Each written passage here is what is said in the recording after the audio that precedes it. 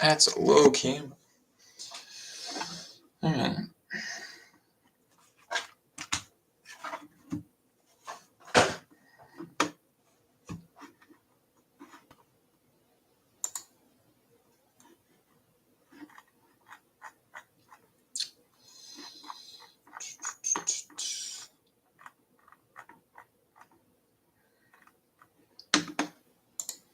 No. Alright.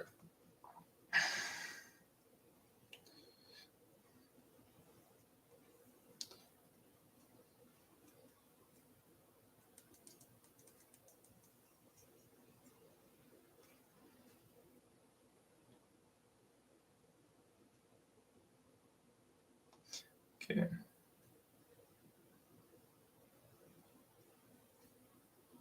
Give me 1 second. Just doing something really quick.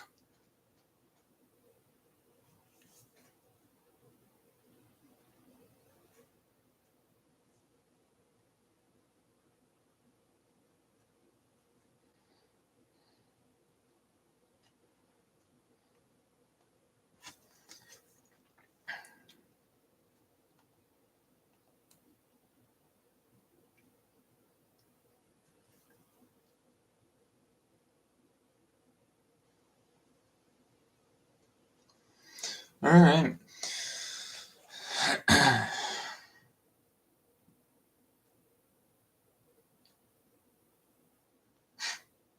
Okay.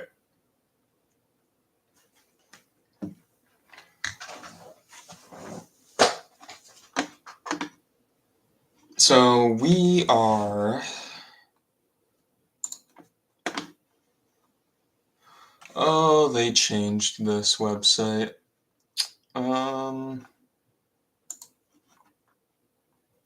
No, they didn't. I'm just stupid.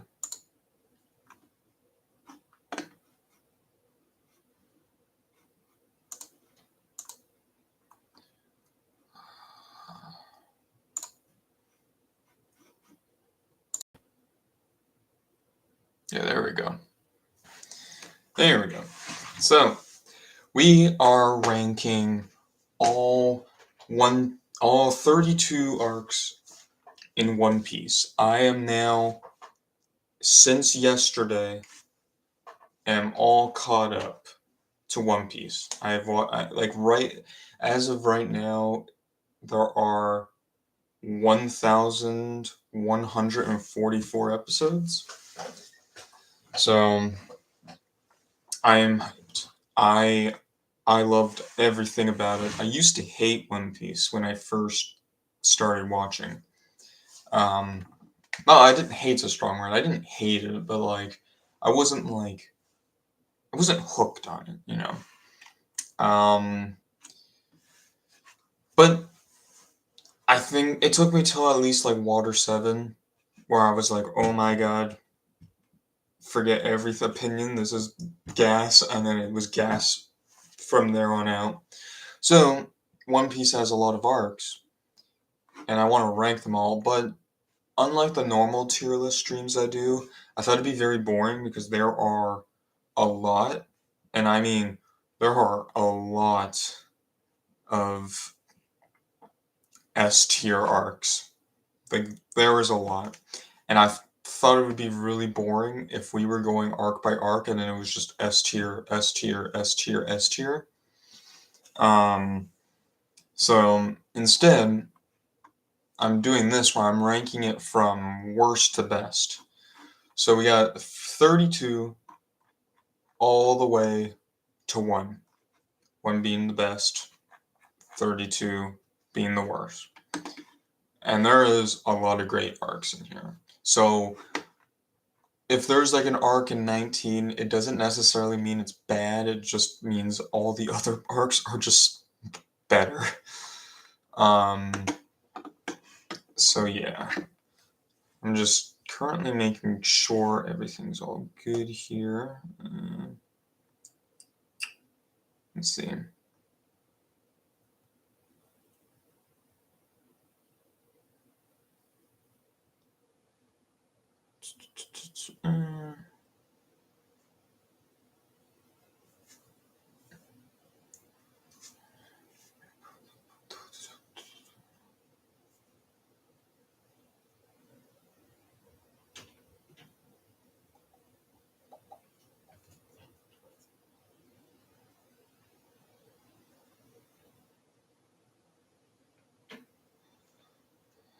Okay. Sorry, I'm responding to some text messages really quick.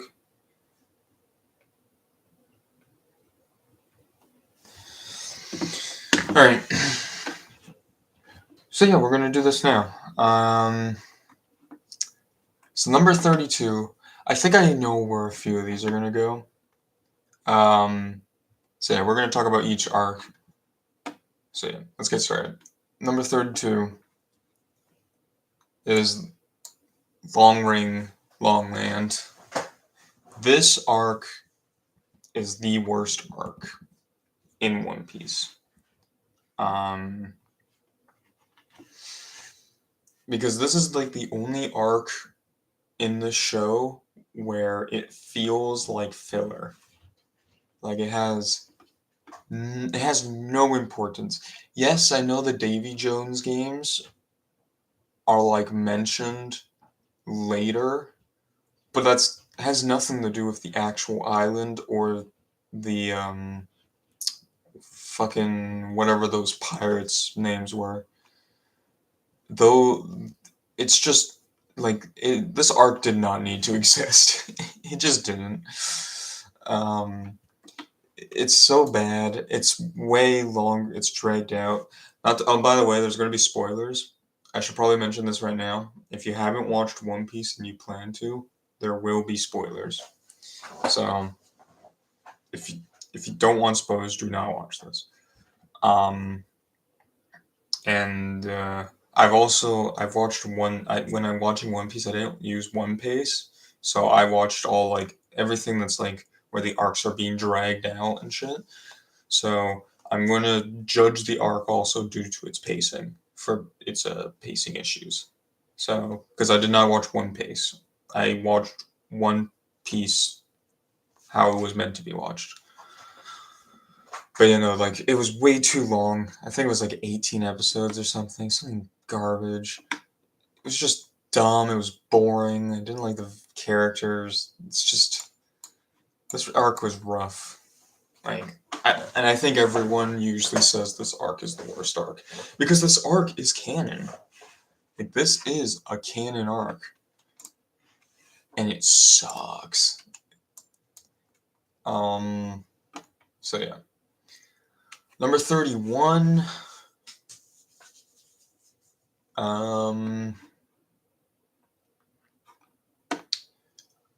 Probably Syrup Village. This arc is also really boring. Yes, this is where we first get the Going Merry. This is where we first meet Usopp. But and not to mention, I like Usopp as a character. I do like Usopp. Usopp has his rough moments and bad moments as a character, but I do like him, and I think I hear a lot of stuff like Usopp's the most worthless or useless in the crew. He's not. Usopp has made uh has done a lot of things for the crew. It's just he is definitely probably the weakest member, both physically and just mentally as a character. But during when you first meet him in Syrup Village, he sucks. I totally understand Usopp. He is terrible. So when you're in Syrup Village, you're like, man, this guy's joining the crew. This guy sucks. And the villains are boring. Like I don't even like. It was like guy with claws. That was the villain. He was boring. And I don't even remember why Luffy went there. So yeah, you smell, bro. Yeah, and you stink. All right, next. Um, this is a little harder than I thought. I'm gonna put the Reverie. Actually, no. Hmm. Hmm. What am I thinking?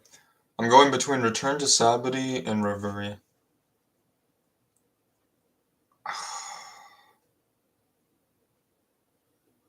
Reverie is just like filler, kind of. Everything that happens in the Reverie is shown in the Egghead arc, not in the actual Reverie arc. The Reverie arc is just flashbacks. Like, I mean, you see stuff like this is where you first meet Emu. Well, we don't meet Emu, but we first are like known of Emu's awareness. Um, we see some stuff with the Five Elders, I think. We see like returning characters from other past arcs. But overall, it's just characters talking about Luffy and how he saved their country, and then it just does a full-on flashback. So the entire arc is just flashbacks with some hints of stuff, but the actual stuff that happens in Reverie isn't shown until Egghead. Return to Sap. I'm gonna put Reverie because I really didn't. I thought Reverie was gonna show. I was expecting the Reverie to show what the Egghead Island arc showed, Mm, but it didn't, and it just felt fucking worthless. Especially right after going into Wano, it's like man, I was like I really wanted to get to Wano, and the Reverie was just flashbacks, and it was just a waste of time. Like really, the only importance we got in this arc was Emu. And then this is gonna be Return to Sabity. Return to Sabity is like this one's a fun one, kind of, because like you're seeing this is when the time skip happens, so you're seeing all the Straw Hats return. Um, you see this is like the 2 year time skip. You're seeing the Straw Hats all return. They're stronger. They look different a little bit. It's a fun one, but it's slow. It's very very slow. They do this thing where there's like these guys dressed up as the Straw Hats, and they're all fake. And I thought that was lame. Like I thought it was really lame and boring. Um, so it has its cool moments, but really you're just kind of going through it. You're just like, oh my god, can all the Straw Hats just finally meet and let's get to Fishman Island, you know? Um, so yeah. Next is hmm.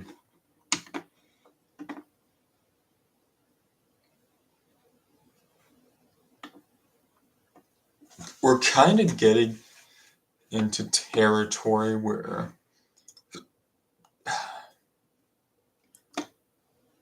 mm,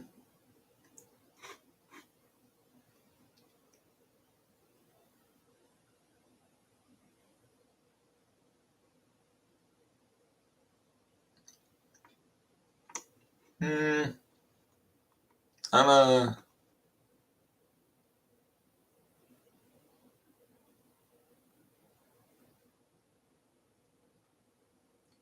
thinking Whiskey Peak.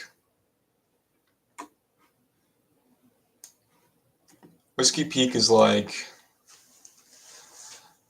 it's it's where you find out where that Vivi is a princess. It's where you find out everyone there is like wants to take back Alabasta, but and I think Luffy and Zoro fight. So like it has its moments, but overall it's just like a whatever arc. I think it's better than these arcs, but like it's just kind of set up. It's just setting itself up so we can go to Alabasta. So there's not really much to say about Whiskey Peak. Um, which makes me wonder if I actually would rather put Return to Sabity over Whiskey Peak. Hmm. Because I have more memories of Return to Sabaody than I do Whiskey Peak. Whiskey Peak, I'm just like, ah, it's whatever. And it's a whatever arc. Um,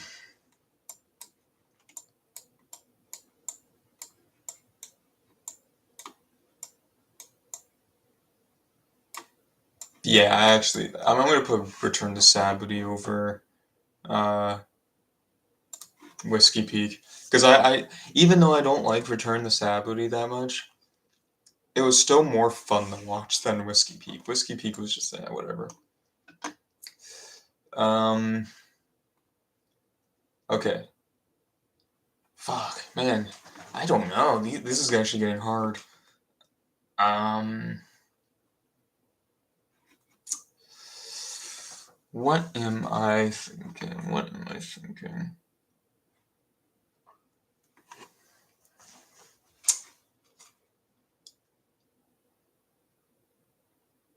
Orangetown, maybe? Mm,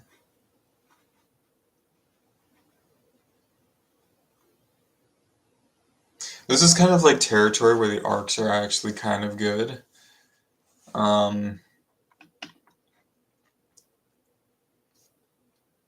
Fuck, this is tough, actually.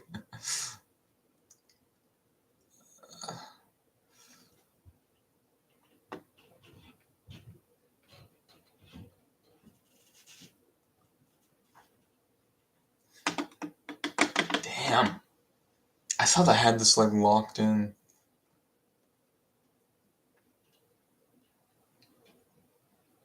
I'm right. Just to give my thought process, I'm kind of going in between Reverse Mountain and Orangetown.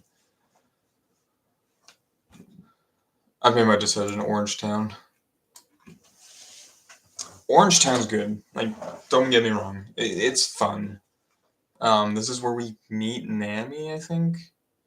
I think this is where we first meet Nami. Well, like we see Nami beforehand, but this is like where like Luffy first meets Nami, and this is like the battle against Buggy. Um, yeah, just a fun arc, but like this was before Buggy. I this is when Buggy's first introduced, and you didn't really understand like what Buggy was supposed to be. So you didn't. He kind of just turned out to be this character that you didn't really like. Um, over time, once you see Buggy again, Buggy's actually pretty fun. But during Orangetown, Buggy's just like, who are these guys? Who's these side villains? They all look lame. Um, but yeah. Then this is where I put Reverse Mountain. Reverse Mountain, again, we're getting into territory where the arcs are actually kind of good. Reverse Mountain, this is where we first meet Baloo and the whale. And, the whale is adorable. I don't think we see a backstory for Baloo because I think he just talks about it. I think he just talks about it. I don't think, because, like, this, we don't know Brook. Like, we don't know Brook yet. So, and maybe it did a flashback and it showed just a crew at the time. I don't remember. But you learn about Baloo and then like the Straw Hats bond with him. It's very cool. What I didn't understand was that this is also where we first meet Vivi and some other guy. And Vivi is like, at this point we don't know she's the princess of Alabasta. So in our eyes she's just a villain. And it kind of just doesn't really correlate with Vivi's character. I I don't know if Vivi was just like last minute decision in the story because I feel like Vivi would never decide to harm a whale. and would attack the Straw Hats so they can kill the whale or something. Because they were trying to kill the whale? I don't remember. But mind you, I haven't. When I started One Piece 3 years ago, maybe. So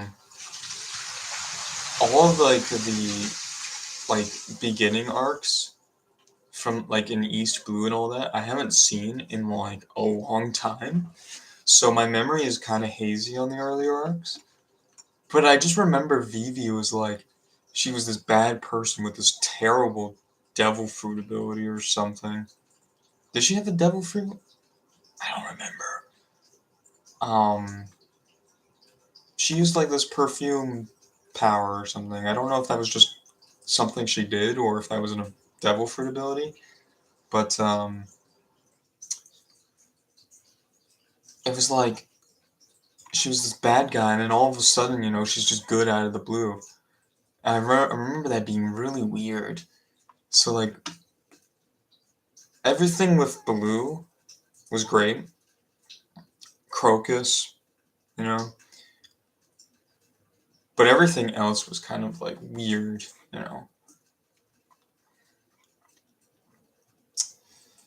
Next, this is where I would put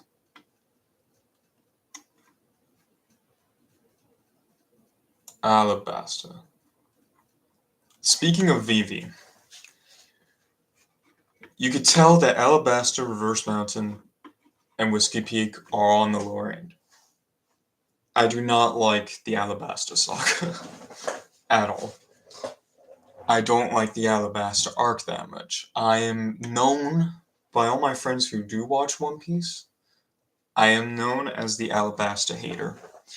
Now, as you know, Alabasta's not at the bottom because there is worse arcs. Alabasta is just like the easiest arc to say is the worst, but I do not like Alabasta. There's moments in Alabasta I do like because otherwise Alabasta would be at the bottom. But I love Robin.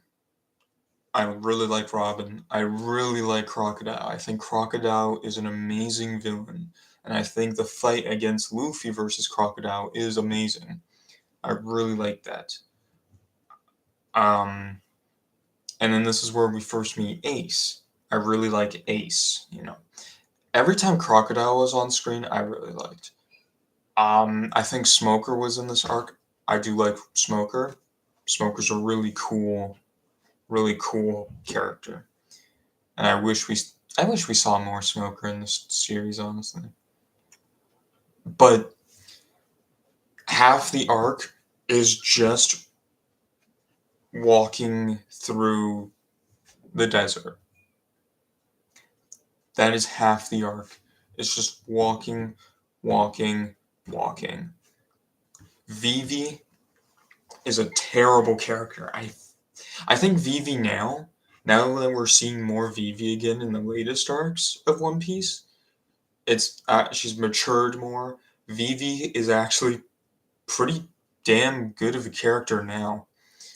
Now that we've seen her in the Reverie and all that, Vivi has become much more likable.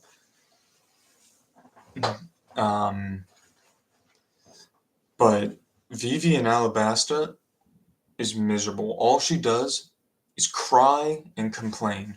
Whines, cries, complains. She is useless. She is actually useless. I also think, so at the end of the arc, they use a big, they do this, because like they're doing like everyone's fighting, because Crocodile tricks everyone into fighting each other. Crocodile has like a giant bomb that's ready to explode. That is supposed to kill everyone there. Then one guy, Pell or Peck, I don't remember his name. He's the bird guy. He takes the bomb, flies up in the air, and then the bomb explodes. Everyone thinks he's dead. He was literally face to face with the bomb, hugging it. He should have died. He didn't die. He survived.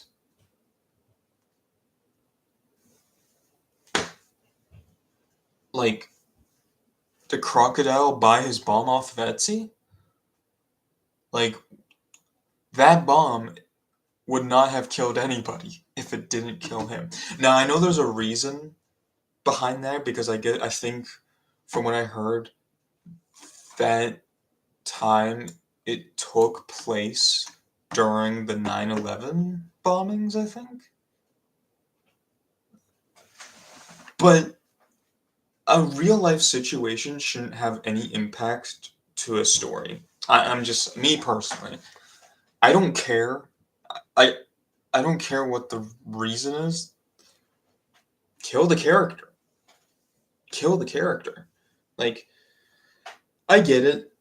During that time, what happened with 9/11, it was a very sensitive situation, you know? It was really sad and all that. But we got to separate real life from story. Like, it shouldn't have an impact to the story. So, I still think that scene of him not dying in the show is dumb. And it like it was just stupid. Like, they should have killed him. So, but yeah, everything with Crocodile, everything with Luffy is amazing. Also, I think that's like the only good fight. I think when the Straw Hats are fighting like Crocodile's henchmen, I think every fight sucks because my least favorite thing about a fight is I hate a fight where it's one-sided, where the bad guy is beating up the hero, and the hero is keeps getting up. They're standing. They haven't done any damage to the bad guy. They keep taking the punches. They literally look like they're on death's door. Then they unlock this one move. They do the attack, and the bad guy is beaten in one attack. It's like, why is he not getting up? This hero took 20 billion attacks and he's still getting up, and this guy hasn't taken any, and he takes one attack and he's down. To me, that's not a fight. To me, a fight for me, my best example of a fight is Goku versus Vegeta. They're both beating the shit out of each other. They're both getting up, and there's only going to be one winner. To me, that's a fight, not one person just taking all the punches and then just one attack and the other villain's dead. I'm sorry, that is lame. The whole thing with Zoro cutting Steel, I know that's a popular moment. That shit is lame. Zoro would have cut Steel anyways. It's a stupid scene. I hate all the fights there except Luffy versus Crocodile. Like, it sucks. It genuinely sucks. So Alabasta fucking sucks, but it has better moments. And overall, because it's longer and because of its great moments, great few moments, I do think it overpowers these arcs more. But Alabasta has probably the most shitty moments in any arc. So like, that's why I usually always just say Alabasta is my least favorite because it's probably one. It's just like, to a lot of people, I think if you've heard of One Piece and know some of the arcs, I think if I said Alabasta, you might get an idea. But like, it's just it sucks. But it is better than some of these other arcs. And also, I think due to length, because some of these arcs are shorter, Alabasta does overpower it. Anyways, um,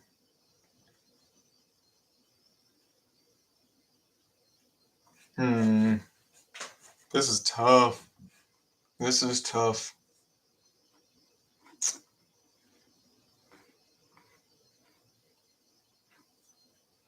Hmm.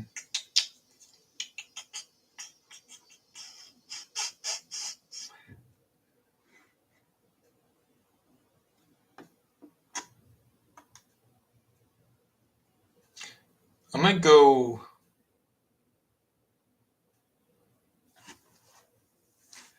Fuck. Wait. um.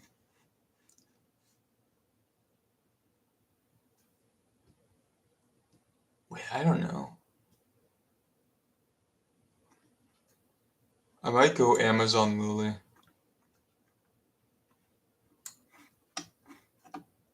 That might be the next one. I think Amazon Lily is kind of like during like the Summit War saga.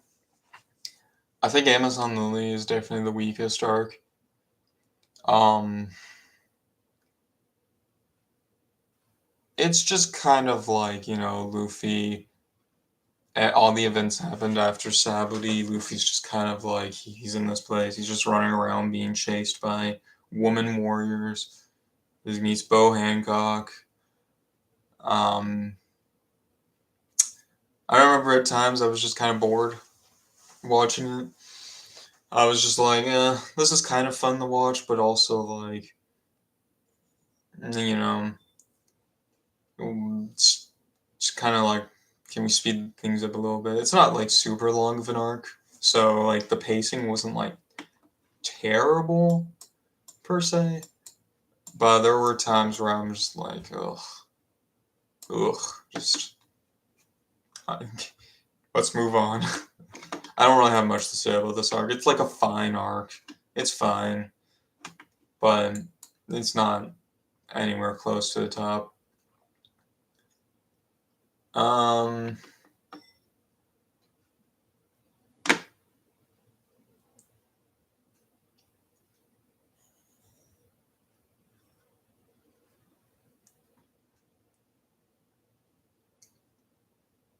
fuck, dude, I don't know. Post-war, maybe? No, no. What is post-war? Is post-war just Luffy's backstory? Like Luffy, Ace, and Sabo backstory? I'm, hmm, I'm gonna be honest. I'm post-war. This might be a hot take. I like post-war arc. Don't get me wrong. But I do think the backstory with Luffy, Ace, and Sabo was way too long. Like, I think it was way too many episodes. If, like, it just felt like kind of slow.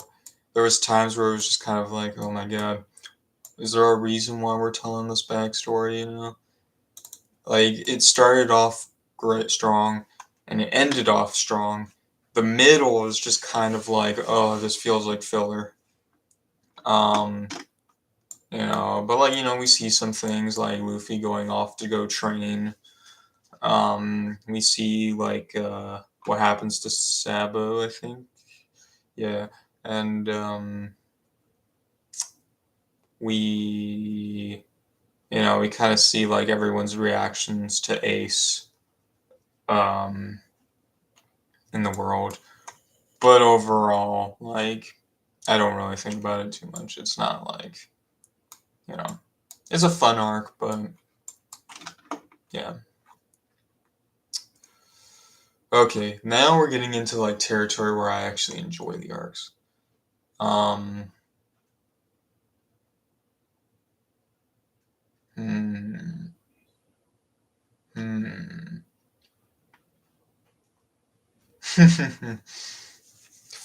Damn, this is tough. I think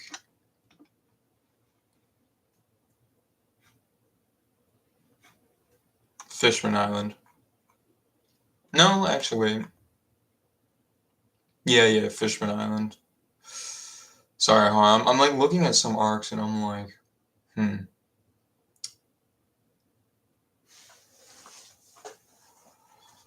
Loketown, maybe actually. Well, what happens in Loketown? This is where we first meet Smoker.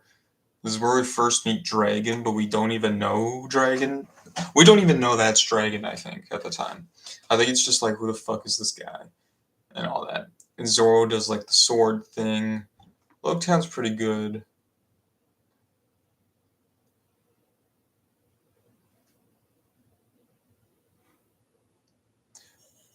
But other than that, just not really a lot to it.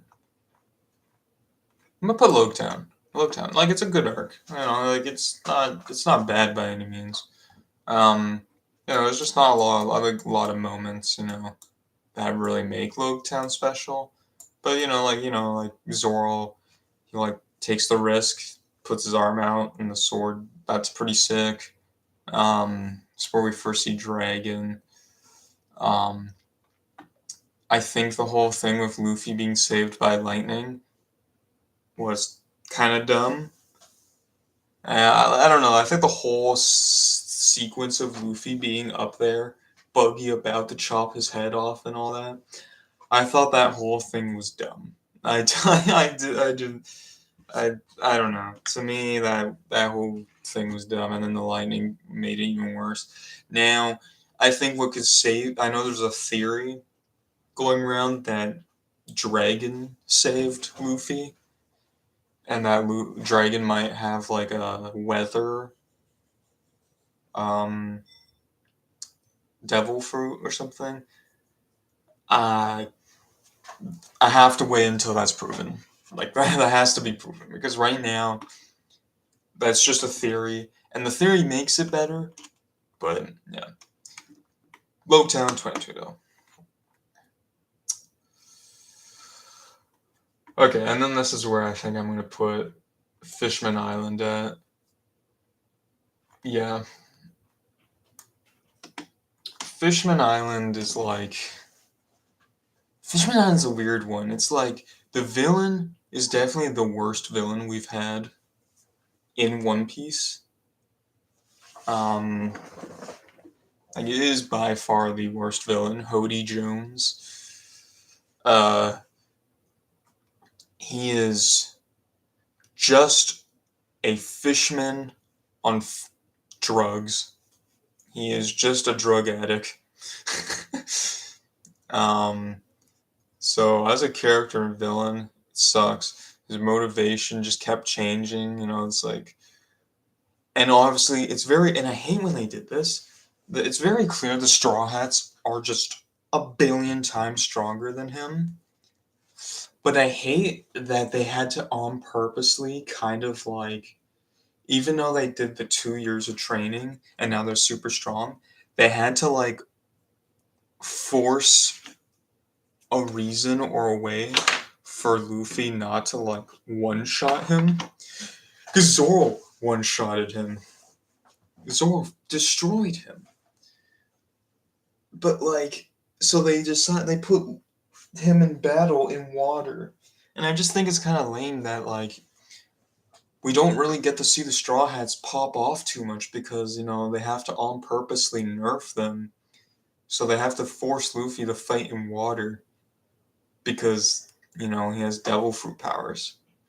I thought that was just really lame. It was dragged out. You know, like it's just now when Luffy does do like crazy attacks, it's sick. And Fishman Island, it's a shame that Fishman Island is not a better arc because it is a very important arc. Because like Hirohoshi, Hirohoshi, I think her name is. Oh no, Shirahoshi. Shirahoshi's a really important character. Um, I mean, you might hate her because again, she's like this wuss that cries all the time and is weak and all that. But like, she is an important character and will be important to the future of One Piece when we get there. And this is where we find in like another poneglyph, and this is where I think Joy Boy is first mentioned, if I'm not mistaken. I think I think Joy Boy is first mentioned in the Fishman Island arc. So like Fishman Island's a really important arc, and also like I think the very end of Fishman Island is really good, where it's like this is where we first Luffy like talks smack to Big Mom and the Big Mom pirates. Like I think that's really cool. So it made me really hyped for like Whole Cake Island. So I was just like, oh man. So like Fishman Island has a lot of good moments, and but like the villain itself sucks. Um. So yeah. Also Sanji, probably his lowest low in this arc. Sanji sucks. Sanji, I think, was a really cool character in the earlier arcs. And you know, he's really cool now in like the later arcs. But oh my god, he was like my least favorite character in Fishman because all it was just him getting nosebleeds due to all the mermaids everywhere. And oh my god, my computer setup is dusty. I have to clean this setup. Oh my god. I haven't cleaned this in a while. I should probably do that. Anyways, just been too busy watching One Piece. I haven't had time to clean. Um, so that's Fishman Island for me. Um, okay.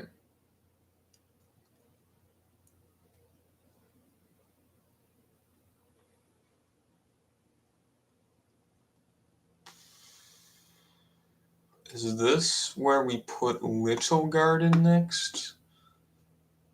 Or do we do Zoe? Or do we do Sky Island?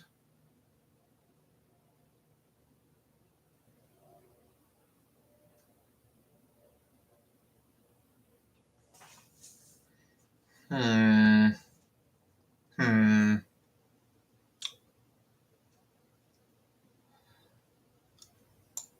Thinking. Well, thinking Little Garden next. Little Garden's a really good arc. And now we're finally like. So I haven't read Albeth yet. I haven't read like the manga. Now that I'm caught up with the anime, I haven't like read to finish Egghead. I'm an anime only. So Egghead is still not finished, so but I haven't read Elbaf or anything, but like right now in Egghead, we're getting the Giants finally returning and shit, and we're probably gonna see them in Elbaf, obviously. So Little Garden, I'm like, oh my god, Little Garden and the Giants are so cool. The only thing about this arc is that I think the Mister Three is the villain in this, and I forget why they're there, but Mister Three, like the whole battle with him and the wax and all that, sucks. I think it's kind of boring, or not boring. Well, boring because it's dragged out. It's really dragged out. But everything involving the Giants, really fun. Really, really fun. Um. So yeah.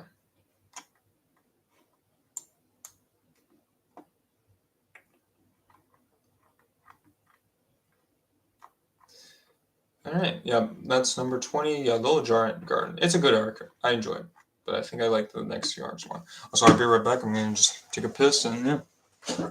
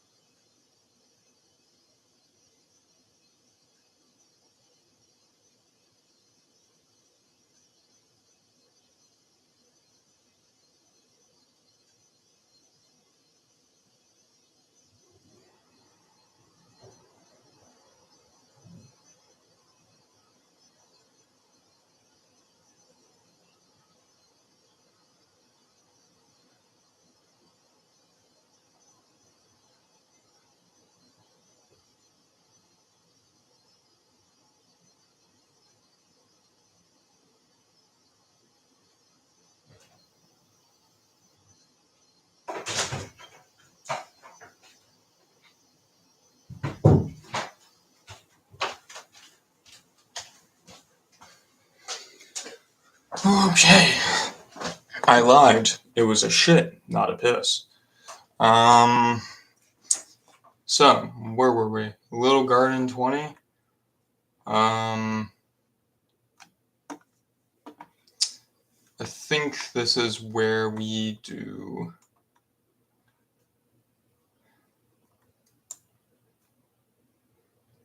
Sky Island next. Skypiea, sorry.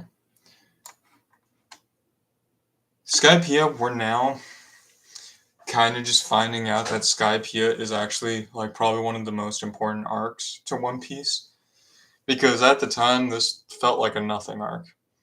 And honestly, if I was making this tier list way back then, I probably would have been like, yep, Sky Island is bottom tier, you know. But Skypiea, I do like. I love the villain. I love Luffy versus the villain, Enel. Um, again, pacing issues. You know, obviously a lot of these arcs are gonna have pacing issues, and even like the best arc, which I won't spoil, has pacing issues. Um, so it's just kind of like that's like what One Piece is.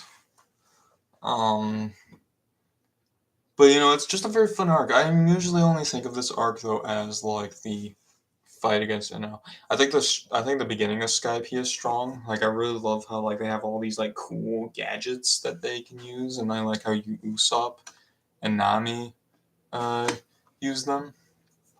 I think the middle is kind of weak. It's very dragged out. It's very slow. It's a fun arc though. I really like it. This is where we first kind of like get hints of the Joy Boy and all that, and all that. But we don't really know what it is. Like Fishman Island is when Joy Boy is first mentioned, I'm pretty sure. But Skype is like where it's like really hinted that this is Joy Boy's stuff and all that. And also I think there's like another Poneglyph here that they find, and it's like Roger is on there and all that. So yeah. And then next is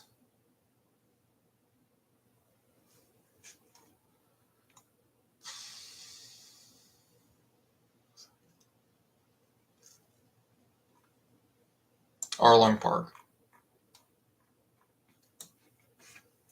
Arlong Park is really good. I really like Arlong Park. Arlong Park, Nami's backstory. Oh my god, that is a really good backstory. Um, it's very strong. Arlong's very evil. He's like this is like the toughest foe that Luffy is kind of facing in the East Blue. It's it's a really good arc. Um, I love that scene of like just the music playing and it's like Luffy, Zoro, Sanji, and Usopp all just walking. I think that's really cool. I think the fight itself is kind of like Luffy immediately comes in and is launched into the water and he's drowning for like 6 episodes. Like I think that was kind of lame. But once Luffy's finally out of there and he starts to fight and kick ass, um, I think that's when I'm like, okay, this is cool. I think what was weird was that like when Arlong got axed kicked into the building, he's just never seen again. You just do not see Arlong again. The only time you ever see Arlong in One Piece now is through flashbacks. Um, but who knows? He might make a return. He might he might just be like, "Yep, I'm here to beat ass." So yeah. I have a feeling Arlong will return. I'm kind of holding on to that copium. That Arlong will kind of return, but yeah, Arlong Park's a really good arc. Not the best arc in East Blue though.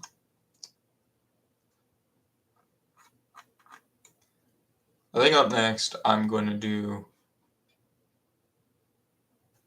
I think I'm going to do Romance Dawn. I have to. I think this arc. I was thinking about it for a while. I was like, is Arlong Park over Romance Dawn? And honestly, these two arcs are pretty interchangeable for me. I just really love Zoro's first meeting. Like this is where we first meet Zoro, and I really like that. I really like Zoro. This is pretty much just the first arc to One Piece. This is where we meet Kobe. This is where we learn about uh, uh, Luffy and his backstory with Shanks. I really like all that. It's just a very good, strong arc, even though it's only like a few episodes. It really starts One Piece strong, and I think that really means something. Um, like in a lot of ways, Arlong Park is definitely probably a better arc than this, but this just has so much meaning to like the story, and I think it's just a really it just starts One Piece off really good. I really like it. Um, so I think that's where it has to go. Why it's not higher is because a lot of the arcs later on fucking slap. Um, so yeah. Well, most of them slap. There's some here that are kind of not slapping so much. Next is Zoe. Next is Zoe. Zoe starts off pretty weak, I think. Um, like it definitely has a really weak start, and it's just like, ugh, we're in this place. There's all these furry animals. It's like, what are we doing here? But then, really quickly after a while, Zoe picks up, and you are just dumped with so much lore and history, just out of nowhere. Zoe is just dumps you with all this shit. There's now road poneglyphs involved. Uh, fucking, we're now like also we're learning about Wano, and like we're finally learning about like like there's just so much. There's a lot, and it's crazy. We're learning about Sanji a little bit. I mean, Zoe's kind of like a setup arc for Whole Cake and Wano. Um, but they dump you with all this like road poneglyph shit now. Like it's like, oh my god, it's not just poneglyphs anymore. We're dealing with red road poneglyphs. What? Um, we're fucking. What else do they talk about? We find out like more about Roger, I think. And Odin. I think like this is where they first mention Odin, if I'm not mistaken. Like this arc actually is kind of good. Um, so and then obviously like the actual arc itself, like when Jack appears and the like get people are being attacked by Jack. I thought that was really cool. Chopper has a lot of great moments in Zoe. I think Chopper has a lot better moments and is a lot better of a character in New World than he is in post time skip.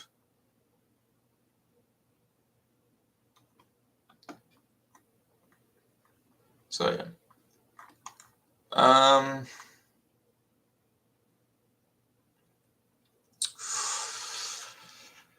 Hmm. This is tough.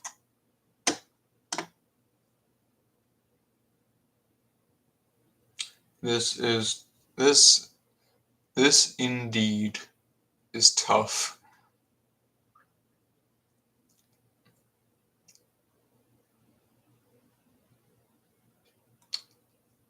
I think we go Jaya next. I think Jaya's next. Jaya is really fun.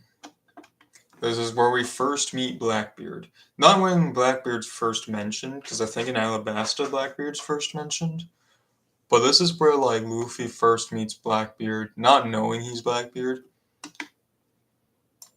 It's just so good, and also like this is where we first meet Bellamy. I actually really like Bellamy. I think this is where we first like. I think this is where we first learn about like the five elders. I think, and like we are seeing like the other warlords, like I think Kuma and Doflamingo, um, all that. Like it's just a really good arc, and Blackbeard has this like really cool line that he says. I don't actually remember the exact words. It's like dreams are endless. I think that it was something along that line. It's like just and like the stare down between the two. It's just like chills. It's literal chills. Like Jaio is just unironically. I think this is an underrated arc. Like I don't think enough people talk about Jaya. Jaya is just really, really good.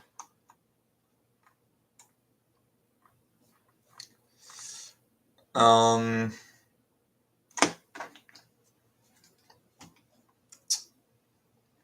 damn. I'm like now that I'm close to the like, this is where like all these arcs slap. Um,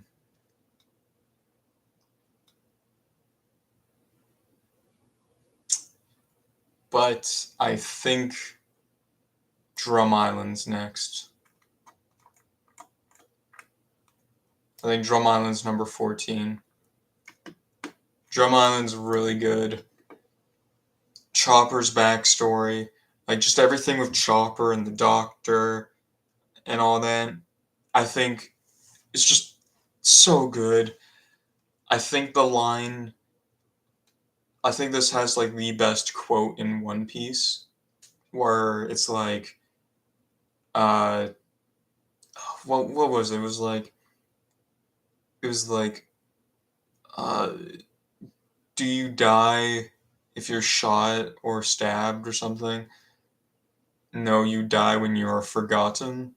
Like I don't know the exact wording he says it in, but when he's like, no, you die when you are forgotten, that hit so hard. I was like, oh my god, and I still think to this day that is the best quote in One Piece. I don't think there has been a quote that was so meaningful. It's better than that. Like it was so powerful, so strong. Yeah. Drum Island though has its issues. Like Chopper as a character itself wasn't like the greatest. Like he's definitely a better character. I really like Chopper as a character now, but when Chopper first introduced, he's not like the best. And I think the villain in this sucks, and he still kind of sucks as a character now that we see him at the Reverie and all that. He's kind of a lame villain in character. I don't know what his name is. The villain, the villain is just kind of blanking in my head. His name, Wapple, Wapple. I think that was his name. He sucks. He is so he's lame. But everything else about this is like it's really good. Um, I really what else is in this arc? I feel like there's more to this arc and I'm forgetting.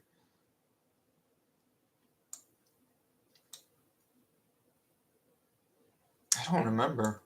Again, it's been a few years since I watched, but like Drama Island was like just a really entertaining arc. I really liked it.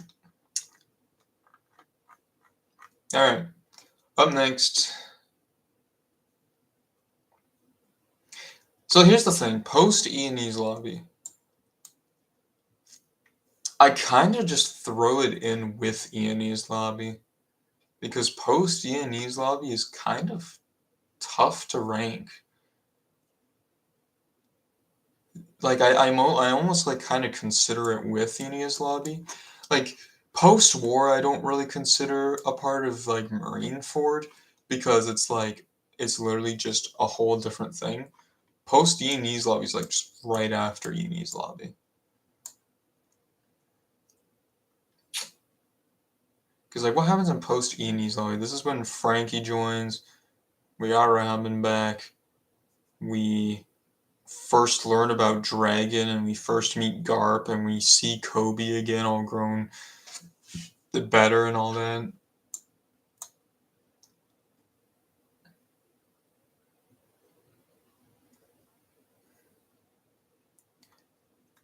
I think I'm gonna put post Enies lobby next.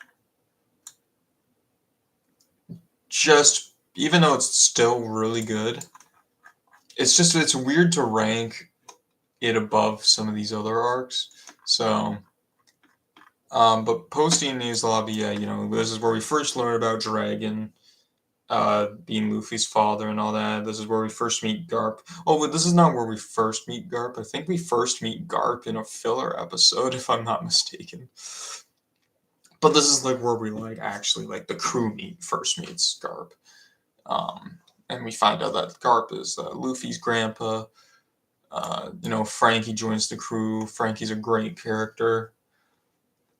Overall, yeah, it's really entertaining. It's really solid. Yeah. Oh boy, oh boy, oh boy. I think next is Thriller Bark.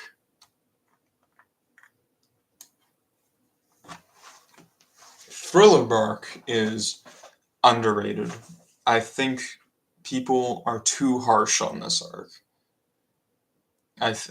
I usually a lot of people when they say when people are asked what is your least favorite arc in One Piece, they either go Sky Pia or Thriller Bark. Those are usually their two choices. Those for people's least favorite arc. They go back between those. And Thriller Bark, I'm like, what? Like how? How is Thriller Bark your least favorite arc? It's slow. It is slow. The first half is definitely slow. Like a lot of it is just Nami, Usopp, and uh, Chopper just kind of running around, um, and screaming. It's just that. Um, this is where Chopper has kind of a big moment though, because he looked up to this one doctor and he turns out he's just a piece of shit. Moria is actually not that bad of a villain. I think Moria is a really good villain. I really like Moria a lot. I think he's pretty goofy. He's a goofy villain. I like him. Um, I think Usopp has this crazy. I think this is Usopp moment in Thriller Bark against the girl, who I have no idea his name is. Um, I really like his fight. I think all the Straw Hats working together to fight Oars was amazing. I really liked that, and they added some comedy. It was very fun. Nightmare Luffy was really cool and badass. Um, Kuma appearing, this is when they first face Kuma. Kuma's just this titan of just destruction, and you don't really know anything about him. Now, later on, you learn more about him, but Kuma's just a scary figure. The iconic scene and my personal favorite Zoro moment. Nothing happened. Just that is just a peak scene. Really, a lot of Thriller Bark's peak is at the end of Thriller Bark. But Thriller Bark is just a fun arc. It's really fun. Yeah, it's slow, and it also has its really weird moments. I think the whole thing with the guy trying to marry Nami was what are we doing? What is this? Why? And also Nami gets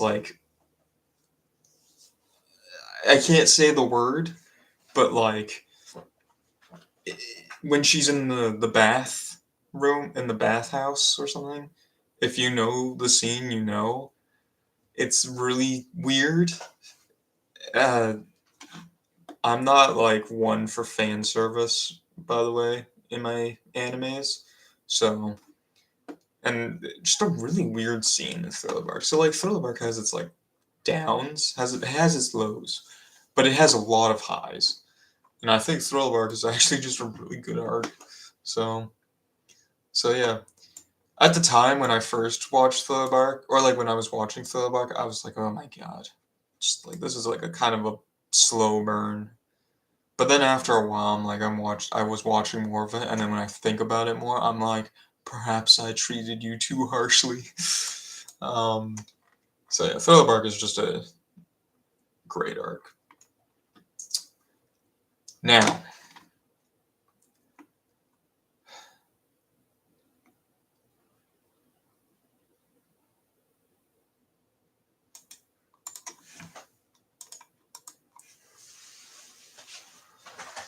this is where it gets tough. This is where things are getting really, really tough.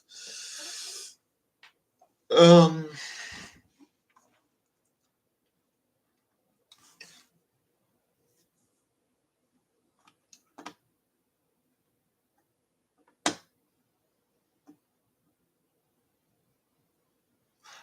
Mind you, my current thought process as to what I'm thinking next. What's this?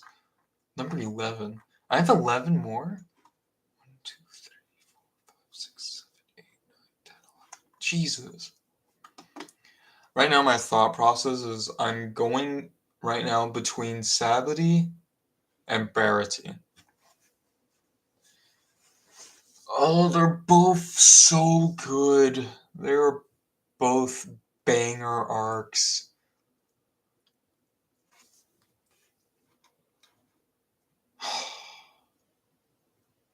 There's also Punk Hazard, but I really liked Punk Hazard.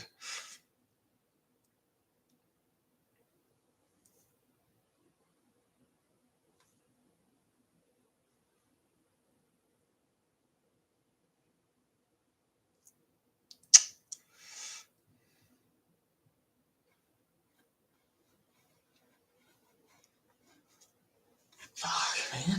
Fuck. Like,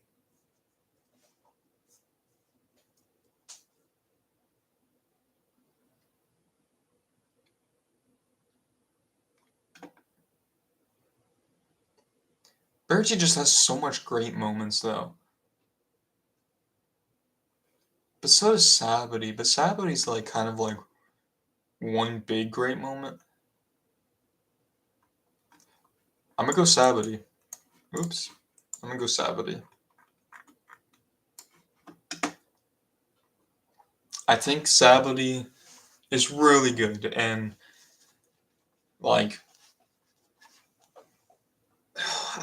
like this is where like you first see the Straw Hats actually like struggle. Like, I mean, they struggle in the past, but this is like where like they can't win, because like this is like their first battle where like they're actually like they realize we're not prepared for this. We're not strong enough for what is to come. And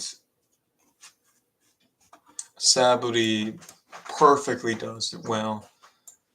Um, Luffy punching the Crystal Dragon. Is that what they're called? Hold on a minute. I feel like I'm fucking them up, but like honestly, those piece of shits don't even need like um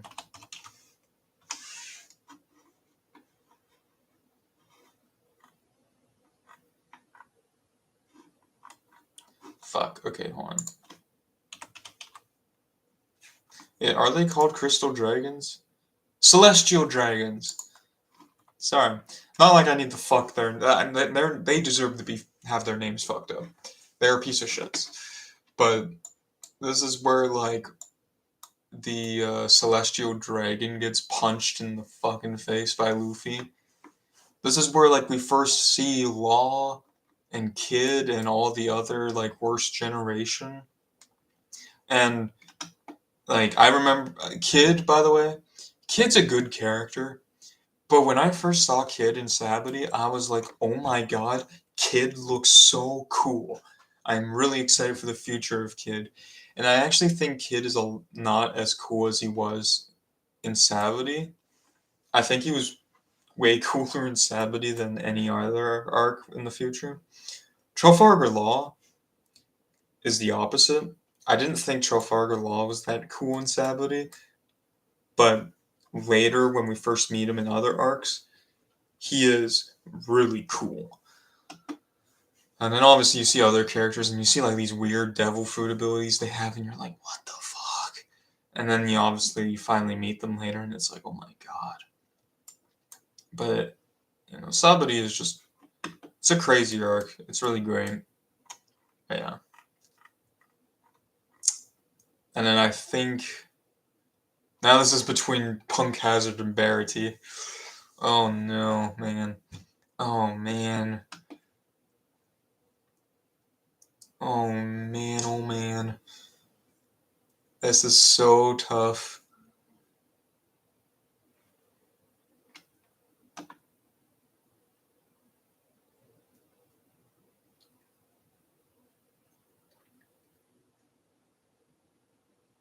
I think I gotta go. Damn. And you know what's tough too? Both these arcs made me cry. Unironically, I think every arc in here has made me cry. Except probably Impel Down. Impel Down I don't think made me cry. But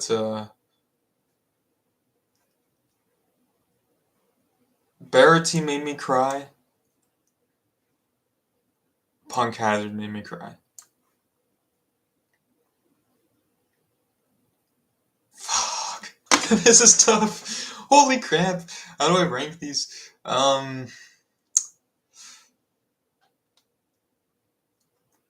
I think I gotta go Punk Hazard. Number 10.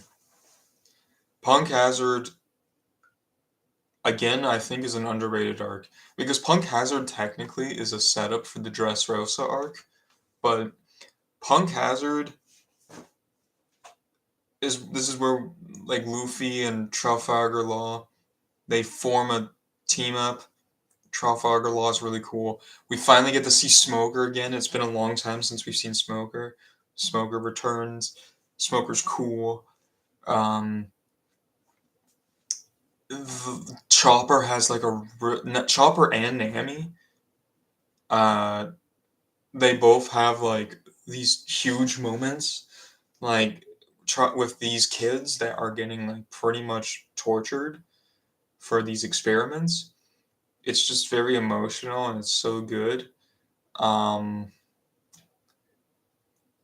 like I think Caesar, yeah, he's not a strong villain, and obviously, like you don't need a strong villain to be the main villain all the time. Like, and I think Caesar is definitely a good example of that. Caesar is not strong, but he is evil. Like he is doing these evil things that is just not okay. It's looked down upon. He deserves to get his ass beat. And I think this has like some crazy plot twists, you know?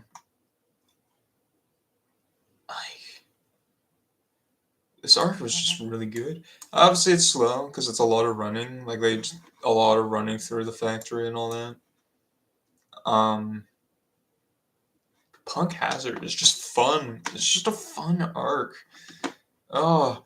Now this is also where we first meet Kinemon and Momo.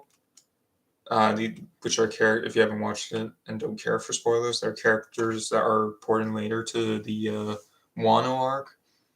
But Kinemon, he's a really cool character and all that.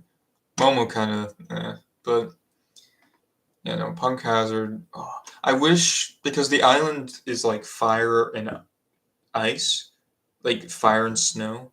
They spend like the first few episodes on the fire area, but most of the arc is in the snow area, which is, I guess, is fine. Like you can't really do much in the fire area, but I kind of wish they spent more time on the fire area. But oh well. Um, but yeah, no, Punk Hazard's really good. And then this is where I would put Barity. God, oops. Barity is a crazy arc. Even though it's like still early One Piece, this is just a great arc. You got Don Krieg. Don Krieg, he's really cool. And he's not even at his full potential because he was like fucked up a little bit from the Grand Line. And then like Luffy does this giant punch to him. He has like a spike fucking shield or something, and Luffy just punches through it. It's like, oh my god, it's so cool. It's so badass. This is where we first meet Sanji. Sanji's really, really cool. Like I really like Sanji stuff. I want to say something about Sanji really quick before we continue. Sanji is much better of a character pre-time skip. Like I think in the early One Piece days, Sanji was much better than he was in New World. He's still really cool in New World, especially in like during the whole cake arc and all that. But I really loved like during like what arc was it? It was Little Garden. I really loved like the kind of detective work Sanji would do. Like he kind of like did everything off screen. Like in Little Guard, like during like the entire Alabasta arc, like Sanji, they don't even know Sanji's on the crew. Like Sanji is just this character that is kind of like he's doing things on the sidelines, and he's like kind of scheming things to like screw over the enemies. And then he just like he goes up to the Straw Hats and he's like, "Oh, I did this by the way. We can all do this, this, and now." And everyone's just like, "What the fuck, Sanji? Like you did that?" And it's like I really miss that like old like detective kind of stuff that Sanji used to do because he doesn't do it much now. No, I'm not saying Sanji's like a bad character now. Sanji's still great, but I think his strongest was his early days as a character. Um, so, yeah. But anyways, back to Barity. Like, I think the whole now what made me cry in Barity was when Sanji was saying goodbye to his chef, his cookmates, and his father figure to join Luffy's crew. That hit so hard to me. His backstory was, and this is his backstory before knowing what his actual backstory in Whole Cake was. This is just his backstory when he's just with his. I don't remember the guy's name. I don't know his name. But his father figure. I'm gonna call him his father figure. That backstory is really good. Um, just everything about it. And then like yeah, Luffy versus Don Krieg, Mihawk appearing because this is also when we first learn about the warlords. I'm pretty sure. Like Mihawk, Zoro versus Mihawk, and like Zoro is like it's like I think it was like it's shameful to have scars on the back of a swordsman or something. So he just takes the fucking attack head on, and Mihawk's like admirable. It's like he's just like, oh my god, this is a great swordsman. Leaves him, cuts him, leaves him alive, just barely alive. Like it just sets up the hype for when Zoro eventually does go to fight Mihawk again. Like just everything about Barity is just so hype. It's just hype. And then obviously like Nami goes off, so you're like, so like it's like, where the fuck is Nami going? And now you're like also wondering what the hell is Nami, because like after Barity, this is when we go into Arlong Park. Like, oh my god, Barity is the best arc in the East Blue, hands down. It's so good. It's such a strong arc. Man. Like, I'm very, very passionate about this arc. And yeah. Okay. I think next is Dressrosa.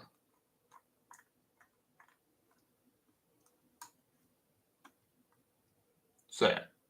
Dressrosa is a long arc. And now a lot of people don't like the Dressrosa arc due to how badly paced it is. And yes, it has bad pacing, but honestly, I didn't really feel it too much. I I kind of binged through Dressrosa pretty fast. I really, really liked Dressrosa a lot. I love Doflamingo, and I still think to this day Doflamingo is probably the best villain in One Piece. Because he is just he's just he's just pure evil. Um, um, fucking having a brain fart here. I really like the backstory of Dressrosa. This is where like One Piece was really kind of like starting to get dark and starting to kill characters. I mean, it was still like flashbacks, but it was like it's getting dark. Even Punk Hazard was kind of dark. Dressrosa was really dark, like with the story and like Rebecca's past and all that. Like it's like it was just like it was a really really good but dark backstory, and I fucking loved it. Now there is an issue where they replay Rebecca's past a lot. Like the flashback, they constantly replay it. I'm pretty sure it was like it was like the most replayed flashback is like 40 times. You know? Like they replayed it a lot. And after like a while it did get tiring, but I think what didn't really get tiring for me was that it was just a really good backstory. Now when it's like characters who are dead and they keep trying to show you that okay, they keep replaying the fact like yes, this character's dead. You're kind of like yes, I get it. This character is dead. Let's move on already. That bugs me. But when you're replaying a flashback, it doesn't really bother me too much because it's like this flashback's really fucking good. Um, Laws Past, Laws Past is really good. Doflamingo's Past is really good. I got all the flashbacks and pasts are just very strong. And uh oh my god, what's his name? What's his name? I have to look it up. I can't fuck up that goat's name. He had a past. Just the okay, hold on. Senor Pink. Senor Pink, he's just a side villain who works for Doflamingo. Like and he's like a really weird looking villain. But oh my god, Senor Pink's backstory is had me emotional. It was so good for just this random character that at first you just didn't give a fuck about, but his backstory is really good. And then Frankie versus Senor Pink was so strong. Plus, Frankie is a really strong character in this arc, where he's on the phone with uh Luffy, and he's just like, Luffy, like no matter what you say, I want to take down Doflamingo. I want to help these people. I want to help these little guys. I want to do it. And Luffy giving him permission. Like that was just a really strong and emotional moment that just really like made Frankie's character so much stronger. Like not physically, but just as a character to care about him more. It was just very strong. Sorry, I'm very passionate about One Piece. One Piece is my all-time favorite show. Not even just anime, my favorite show. Probably just my favorite piece of media I've ever seen. One Piece is just so good. So like the Dressrosa, I think in terms of like character backstories, is the strongest for its arc. Um, God, what else? The new admiral, um, who I can't for the life of me remember his name. I am really bad at character names, so yeah. But the admiral, the blind admiral, really fucking cool. Him just sending fucking meteors just out of nowhere. That is really cool. He's such a cool admiral, and like he won't like, and he's like a very respectable admiral. He's like out of all the admirals, he is like I respect this guy the most. Um, yeah, it's just all in all, and also this is where like Luffy gets his like 1500, no, not 1500, his 5600 like army, like oh man, there's a lot of characters too, and it's like at first you're like, hate them because you meet them at this gladiator battle. It's like, yeah. And Sabo, that's another fucking thing. Sabo shows up in Dressrosa. Sabo's really fucking cool. Like, oh my god, there is a lot to Dressrosa that just makes it really cool. That I like to me, the pacing like just it didn't really affect it too much because I loved a lot of Dressrosa. And I think the fight against Luffy versus Doflamingo, amazing. Gear 4, that's the Dressrosa is when we first see Gear 4, and Gear 4 is hype. It's sick. Like, oh my god. Like, oh my god, I like Dressrosa is amazing. Like, it's amazing. Like, and this is how I feel about every arc, by the way.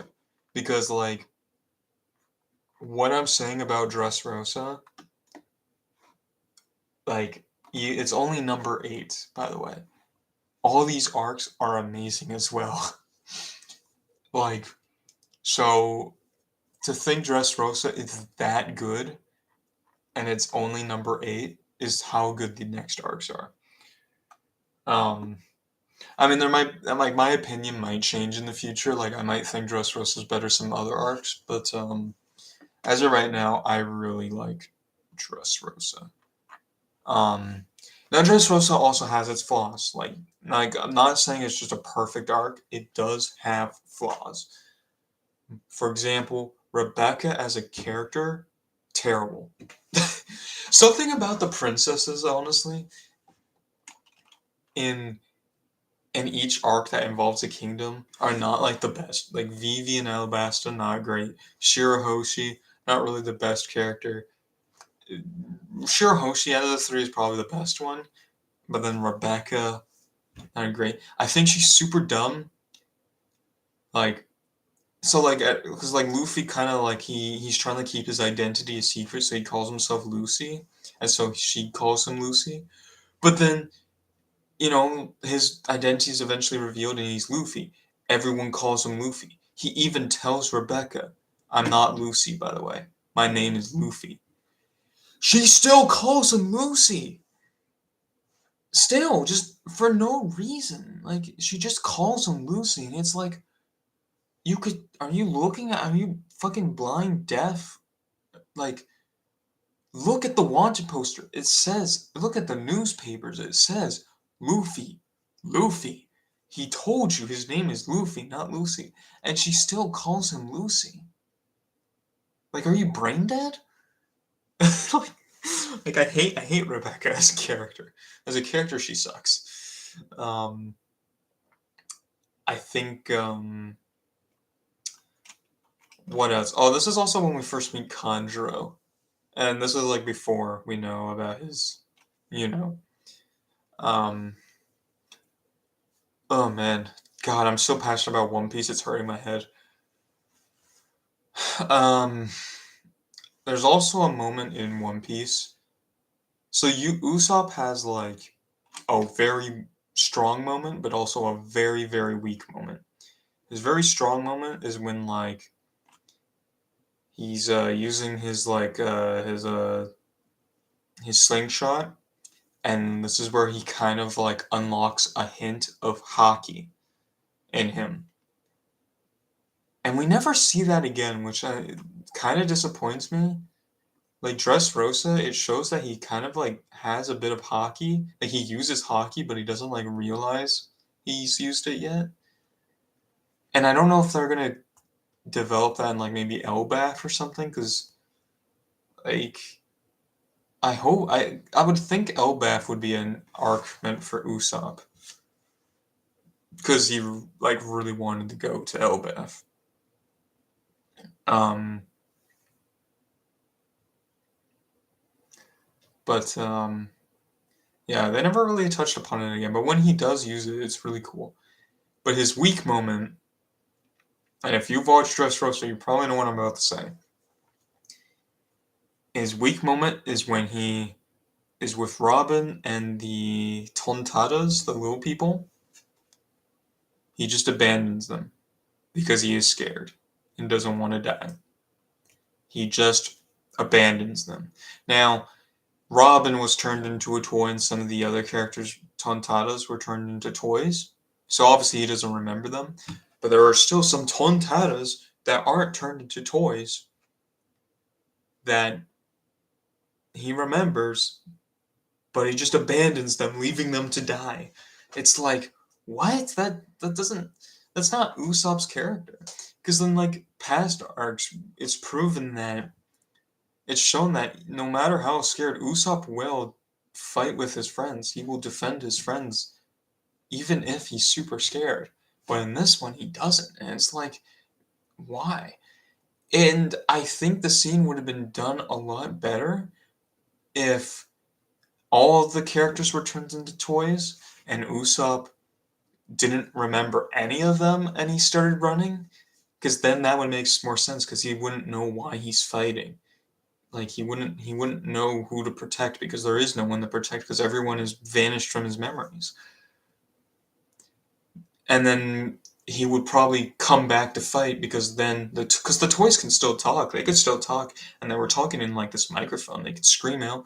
Usopp wouldn't know who's calling for him, but he knows someone needs help, and then he turns around to help, and then everyone turns back. I think that would have been better, but that didn't happen. So that was a really shitty moment for Usopp, and it kind of lost a lot of respect for me for Usopp. But Usopp has come better as a character again in the later arcs, and hopefully he has a really strong moment that kind of like wipes that out, you know. So yeah, that is the shitty moment of Dressrosa. Is there any other shitty moments in Dressrosa where I'm like, hmm. I think Robin's kind of useless in this arc. I'm gonna be honest, and I feel like Robin was used a lot for fan service, because like there's like this one, like the small people. There's like this one, the king of the small people is like going into her like boob or something, and it's like, what the fuck? Like, why are we doing that? We don't need to do that. Um, so Dressrosa, really, it's the only bad things about it is like the pacing, but I didn't even have that big of an issue with the pacing. And I think there was almost a little bit too many characters at times. Like there was just a lot of characters where it's just like, oh man, okay. So overall, anyways, I've been talking about Dressrosa for like a while now.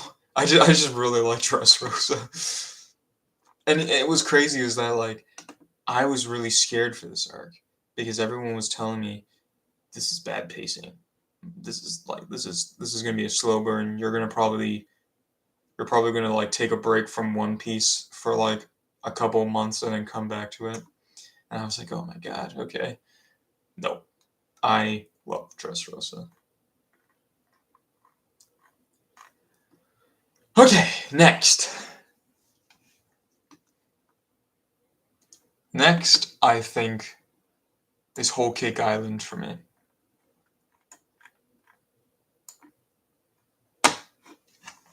Okay. Whole Cake Island. Man, like I'm tired from just talking how much about Dressrosa, man. Um, but Whole Cake Island. This is, oh man. Okay, beginning of Whole Cake, kind of weak, and I think that's usually for most arcs. Is the beginning is kind of weak. Whole Cake, it's like Luffy and all of them. They're in this forest and they're trapped in this forest for like 15 episodes. It's a drag. It's slow. It's boring. Everything when they're in the forest is just like dragging on. But this is where they have to rescue Sanji. We've learned more about Sanji's past, like a lot more about Sanji, and his past is like super sad and dark. Like it's such a good flashback. Big Mom is an amazing villain. I really like Big Mom as a villain. Like I said with Doflamingo is the best villain in One Piece. Big Mom is number two. Big Mom's my second favorite One Piece villain. Um, I mean, I really like Blackbeard, but also I think Blackbeard will probably be up there once we see like Luffy versus Blackbeard and all that. But right now, Big Mom, amazing villain. This is also where like Whole Cake kind of feels like a Disney film at times because they start turning things into a musical where Big Mom just starts singing, and unironically, the music's really good, and I really like it. Um, oh god, Luffy versus Katakuri and him going into Snake Man was such a good fight. Top five fight. Luffy versus Katakuri slaps super hard. Brook, I was for a while. I felt like Brook didn't really like feel like a part of the crew. So like one of my big complaints before Whole Cake was that Brook joined the crew, but he didn't really feel like he was like a member yet. And I that was like he was right now like at the bottom for me as crewmates because it just felt like he didn't really have a lot to do. Whole Cake kind of changed that. This man, he successfully stole the Poneglyph information from Big Mom and challenged Big Mom to a fight one on one. Brook just challenged an emperor of the sea.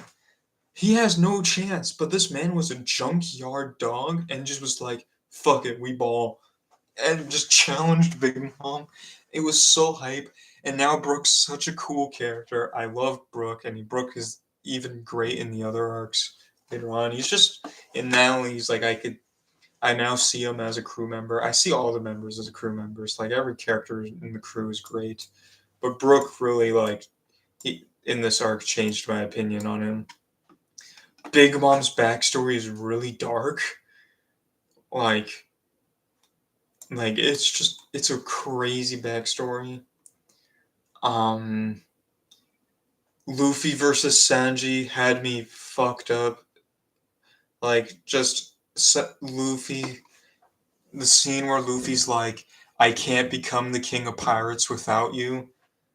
It's like, oh, that hit hard. It hit so fucking hard. Um, oh, man, what else? What else? I don't. Does Luffy challenge Big Mom? I don't think he does. Oh no, he does. I think. Oh man. Oh man, it's such a good arc. I'm also, but like also, I'm starting to realize I don't really have much to say compared to Dressrosa, which is making me consider is Dressrosa actually better than Whole Cake for me? I don't know. Oh, Jimbei. Jimbei is like amazing. Um, This is where Jinbei's like, I'm done with you, Big Mom. I'm joining the Straw Hats. Whole Cake's also like the arc where it's just like, how the fuck do the Straw Hats get out of this? Like, it's just like Big Mom is like chasing them on sea. All the Big Mom pirates are after them. It's just like, how do they get out of this situation? Luffy's getting fucked up by Katakuri. It's just like, it's a very tense situation. You're on the edge of your seat where you're just like, how the fuck do they get out of this? Dressrosa didn't really have that same thing where I'm like, I can see them getting out of this. Because all they have to do is beat Doflamingo. Whole Cake wasn't like that. They can't just beat Big Mom. Doflamingo was a warlord. Big Mom is an emperor of the sea. That's a huge jump. Like, you know, I know I'm putting Whole Cake above Dressrosa. Whole Cake has like a, I think, Whole Cake doesn't have any shitty moments, I think, compared to Dressrosa. Dressrosa does have a shitty moment. Whole Cake, it just is like the beginning is a slow pacer, but then the rest of the arc is just banger, banger. Like, oh my god, it's just so good. Yeah, it's. Oh man, and I also think Whole Cake has the best opening song. I don't know what the song's called, but Superpowers. It's like it's when when the song goes, "Yes, we got superpowers." That to me is my favorite opening song in One Piece, and I think the opening before that is also really good. So I think Whole Cake has like as an arc has the best openings. So Whole Cake slaps, and we go from this to Wano, which is insane. Okay, up next.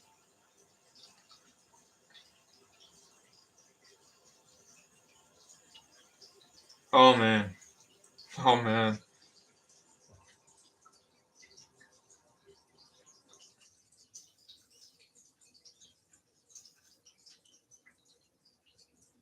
Hmm. Hmm.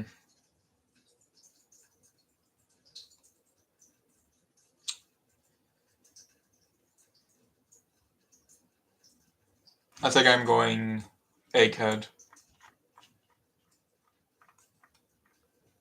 I think that's the next arc for me. Now, Egghead is still airing. I haven't read the manga, so I don't know how Egghead ends right now. Originally, Egghead was under Whole Cake, and honestly, probably would have even been under Dressrosa. But Egghead is getting better every episode. My only complaint with Egghead is that I wish they spent a little more time on the island because they kind of spend a little bit of time on the island and then they immediately go to the lab and now it's just like we go to the lab and now we have to get the fuck out.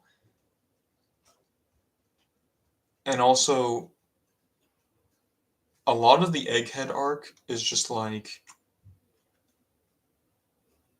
not is stuff not on the island. So this is where we learn more about the Reverie, everything that happened on the Reverie, which I feel like should have been in the Reverie, but it wasn't. Everything that happens in the Reverie we learn in Egghead. And we learn a lot. We learn a lot of history, a lot of not history, but a lot like this is where we first hear Emu talk. We know what's like we saw a lot of stuff on the newspapers, but we didn't know what the fuck was happening on the newspapers. But and then we learn all of that in Egghead. Kuma's backstory. Kuma's backstory slaps and is probably the saddest backstory. I think. I'm still thinking about that. I'm like I'm still to the there's a lot of backstory. I think at this point it's like it's hard to pick a best backstory because there are so many backstories that I don't know if Kuma's backstory is the saddest. Like I think about it more and I'm like I don't know. Like, I don't know. And I feel like me saying it's the saddest is like recency bias, but it is a really good backstory. And Kuma, I respect Kuma as a character a lot because of this backstory. Kuma is probably like a top 5 character for me now because of this backstory. I really, really like Kuma's backstory. I really like Vegapunk. I really like how we're learning a lot more about Ohara in this. We got a lot of confirmations about things that we thought otherwise. Like we thought a character was dead, but it turns out to be alive. And then Luffy versus Luffy Gear 5, by the way. We see a lot more Gear 5 in this arc. Luffy versus Lucci is cool. Luffy versus Kizaru is really cool. We see more Kizaru. And now we're seeing, with most recent episodes, Luffy versus Saturn, which is one of the 5 elders. And with the most recent episode that just came out, all 5 elders are on Egghead, and Luffy is fighting all the 5 elders. I didn't know that was going to happen. I thought Luffy was just going to fight the one elder. No, it's all of them. It's insane. It's fucking insane. And the animation's really good. Zoro, we just saw in the most recent episode too, Zoro versus fight. We saw this crazy animated fight with Zoro versus Lucci. That fight, I always talk to my buddy about One Piece. I haven't even told him that fight yet is amazing. Luffy versus Lucci is a crazy animated fight. It's awesome. Egghead is getting better each episode. And because Egghead's not finished, it could be higher. But right now, Egghead, and I think they said Egghead has at least like 19 more episodes left or something. So I'm not entirely sure what those 19 episodes or however long, but Egghead is very close to the ending. And also the Giants are here. The Giants from Elbaf are showing up. Oh, it's crazy. Now, there's also one thing about this arc. Frankie's voice actor. I watch Japanese, by the way. I don't watch English. I watch the Japanese with subtitles. That's how I watch all my anime, except maybe like Dragon Ball Z. This is where Frankie's voice actor changes because the original retired, which saddens me because I really, really love Frankie's voice. The new voice actor is not bad. I don't think he's bad at all. But I think he I think he's just like there's not a lot of character and charm to it. Like it doesn't feel like it's Frankie in a way, you know. Like, I mean that might just be because like I'm used to Frankie's voice, and I think if Frankie's voice was the other way around, where the second voice actor was the first one and then the new one, I'd probably be saying the opposite. And it might just be because I'm not used to it yet, and I just don't think there's a lot of character behind the voice. But it's not a bad voice, you know. It just doesn't sound unique to Frankie. So yeah, Egghead's great. And it's getting better. Originally, Egghead was lower than these, but like there's so much we're learning in Egghead, so much lore, just a lot we're learning, and so much cool shit. Egghead's here. Okay, how long have we streamed? Almost 2 hours. We've been talking about One Piece for 2 hours. It doesn't feel like it. I swear, it feels like 30 minutes have gone by. Like it feels like I've only been talking about One Piece for 30 minutes, but oh my god, it's been almost 2 hours. That's crazy. Okay, we should speed this up a bit. Up next, Impel Down. I really had to think about this. Impel Down's no top 5. Impel Down, and this is where I was like kind of struggling because like I didn't know if I would put Impel Down below or above Egghead. Impel Down to me, I know a lot of people would say Impel Down is slowly paced because a lot of Impel Down is just running around the prison. But for me, I actually didn't mind it. I really liked Impel Down. This is where we finally see Buggy again after a lot of arcs. We see Mr. 3 as well. Two characters I didn't really like. Impel Down turned those characters into great characters, and I really loved the comedy.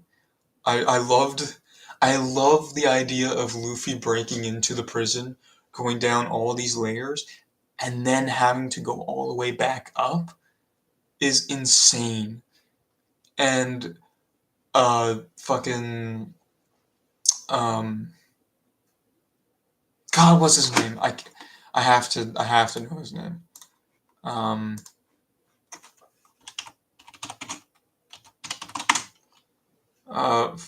what's his name? What's his name?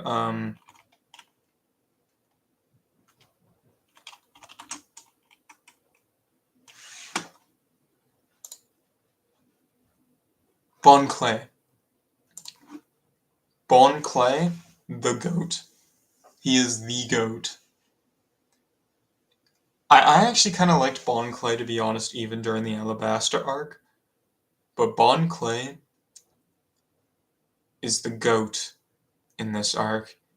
I like him. This is where we first meet Ivankov, or whatever her name is. Um, that character slaps. Weird area when we first meet them, but it slaps. Um, um, this is where Luffy first meets Jimbei, the living goat, and he's even a bigger goat in Marineford, and we'll talk about Marineford when we get there. Um, I love the idea of just Luffy like struggling. Just everyone is just super powerful, but Luffy's just fucking charging through like fuck this shit. Um, Luffy fighting Magdolian. I don't know how to pronounce names. My bad. I don't know how to say their names. I don't give a fuck. That fight is so sick, and Luffy just getting poisoned ham is like it's crazy. Like just like the fight of them just struggling, trying to get to Ace at the bottom layer. It's just such a fun arc. I love it. And then we got the Blackbeard pirates breaking into Impel Down, and then Luffy and Blackbeard just are there face to face. Oh my god, Impel Down to me this arc was just non-stop like just intense.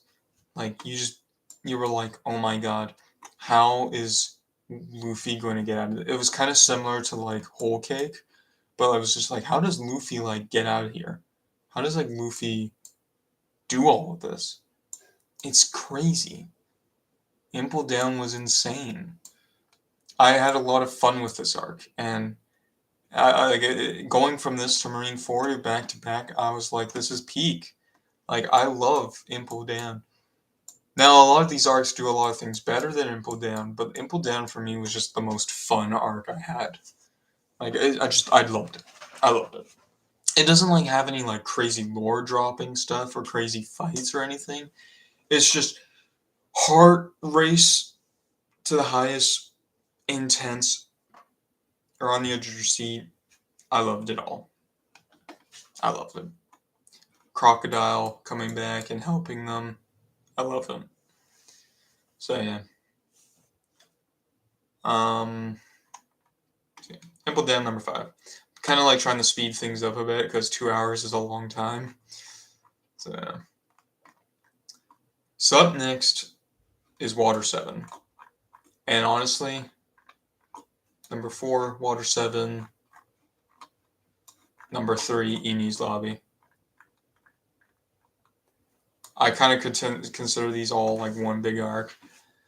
Water 7 and Ian's Lobby. Just, this is what got me in, like, this is the arcs that made me realize, oh, One Piece kind of peak. This is where I really started to like One Piece. This is where, um, this is like where I really start to feel passionate about One Piece. This is where I really start to like Luffy as a character, and I really liked all the other Straw Hats. There's so many moments. Like, I don't know if I could talk about them all, but like Luffy versus Usopp, goated moment. Frankie's past, goated. Not knowing what's happening to Robin, goated. Um, and then Ian's Lobby, like Robin's past. Just probably an amazing backstory. All the fights, Chopper transforming, Gear 2, um, Zoro using his like 9 sword style was insane. Sanji using Diabo Jambo attack, amazing. Um, the first time we see Buster Call, the O'Hara incident, which is just Robin's backstory, like it's just a crazy arc. When it surprises me that all of this was happening and not a single admiral showed up. Why, like, I really wondered, where the fuck were the admirals during this time? Where was Akainu? Where was Kizaru? And where was Aokiji? Because we see Aokiji during the beginning of Water 7, and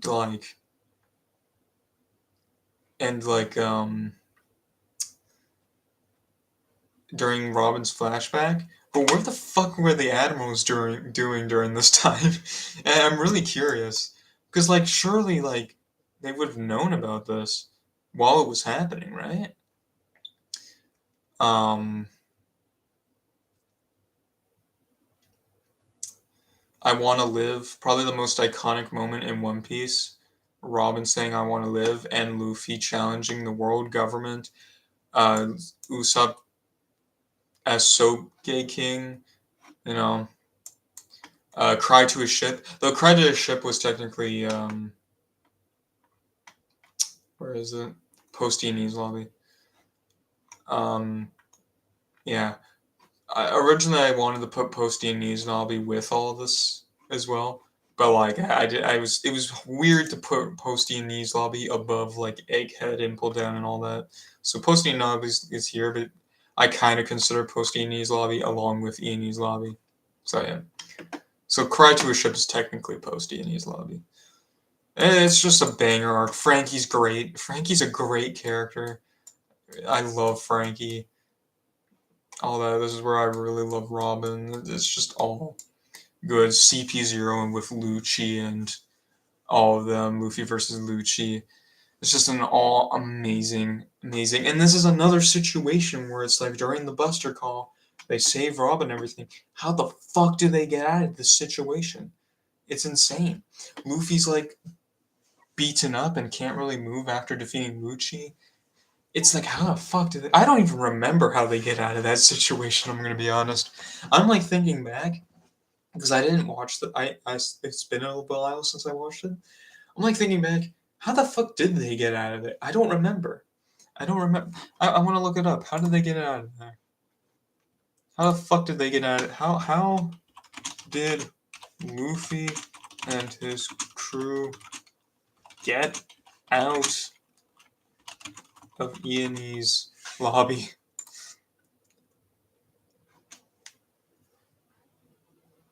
Luffy and the Straw Hat Pirates escaped Ian's lobby with the help of the Going Merry, which arrived to rescue them after being driven by the ship's spirit and the collective will of the crew to save Nico Robin. The Straw Hats with the Going Merry at their backs fought their way to the ship, closing the gates of justice behind them to block cannon fire, and then made their escape as the Going Merry was destroyed by a Buster Call.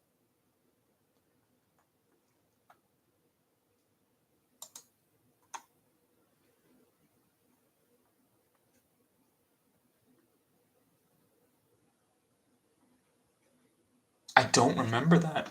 It's crazy. I don't. It's goated as fuck, but I have no memory of that. That. Oh my god. Oh, it's just such a goated arc. In every way. There's like not like again the only complaints I have, and it's really just with Water Seven, not really with Enies Lobby, is like a little bit of pacing issues. Like there's times where like Zoro's stuck in a chimney and Luffy's stuck in between two buildings. It's like, ugh, come on, guys. The whole thing on the train a little slow, but like is really cool when they're riding the train to Enies Lobby. Oh, such a fucking good arc. I love it. I love that arc. It's so good. Both of these arcs are bangers, and anyone could agree. Now, number 2.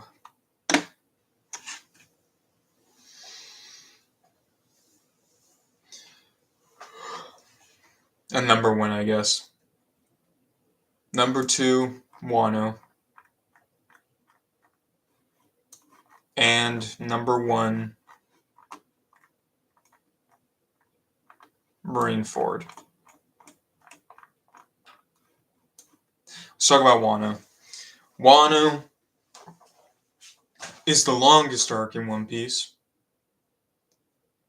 But, God, because it's the longest arc, there is a lot to it. I don't know where to begin. I think One Piece starts off strong.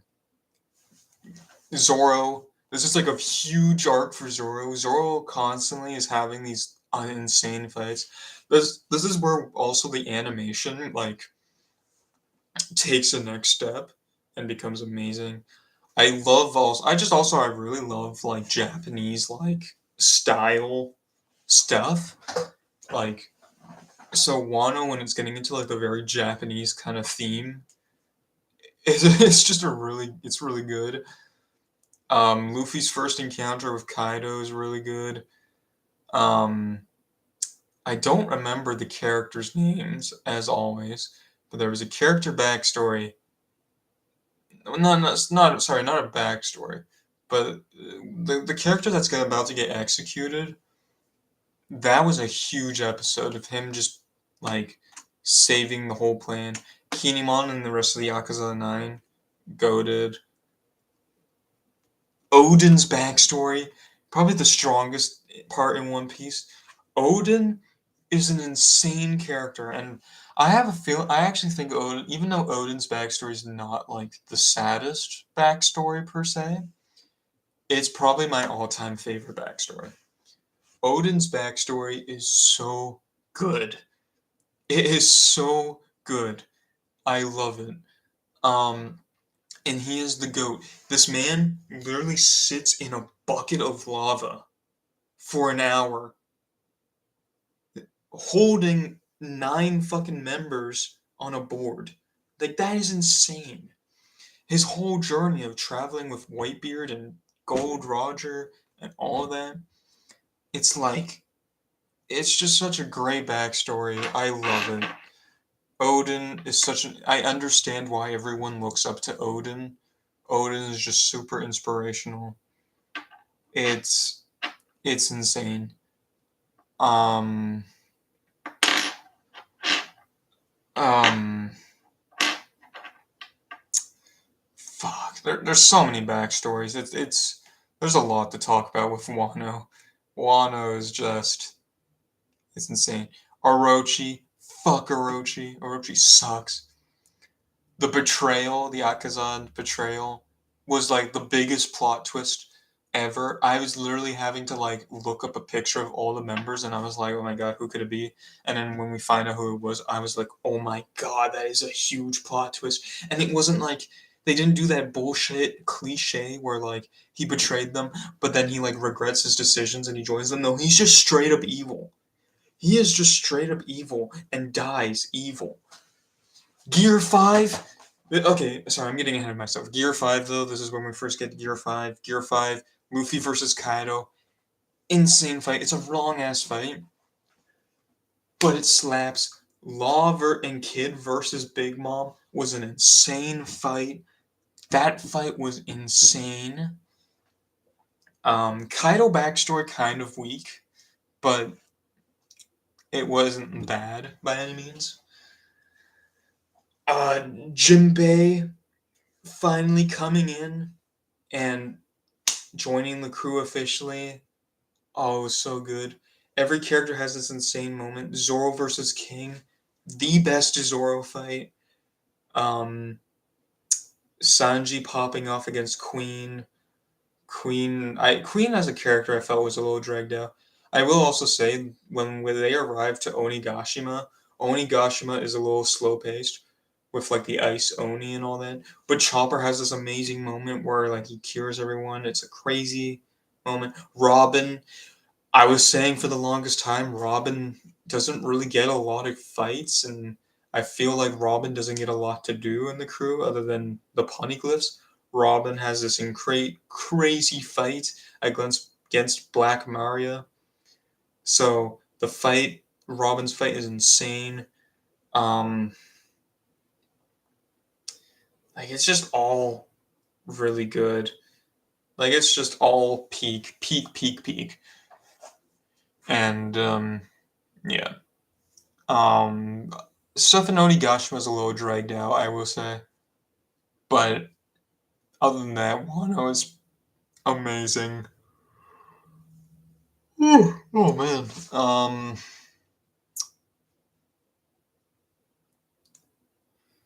Fuck. What else? What else? There's more. There's just a lot. There is a lot. I know Jinbei has a big pop off and all. Um,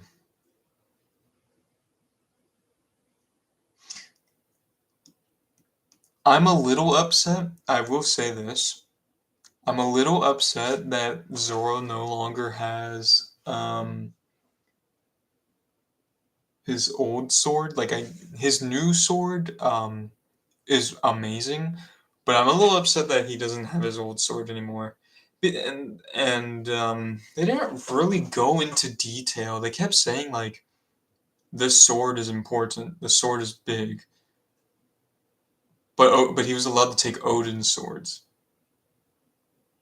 They didn't really go into strong detail as to why this sword needed to stay. He needed to give up that sword. That to me was I don't know why they never really went into detail of that. I don't know if they just forgot or if they felt like it wasn't important. But like yeah, and they also didn't really go into detail why this one guy looked like Zoro. And maybe we'll find out later. Maybe we'll find out later with Zoro on why this guy looked like Zoro and what his relation is, if he has any relation or if it's just coincidence. Which most of the time with One Piece, it's not really coincidence.